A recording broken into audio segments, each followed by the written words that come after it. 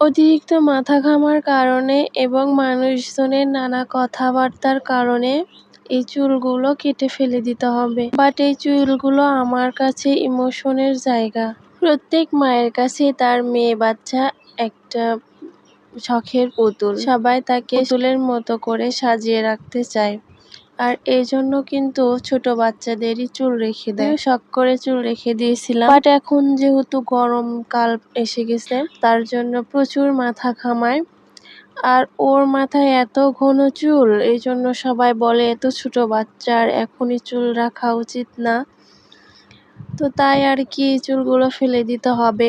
ওর বয়সী বাচ্চাদের মাথায় চুলই থাকে না, থাকলে অনেক পাতলা চুল হয়। বাট ওর মাথায় এত ঘন চুল, এই ঘন চুলের কারণে ওর বডি থেকে মাথায় বড় দেখা যায় আর অতিরিক্ত ঘামায়।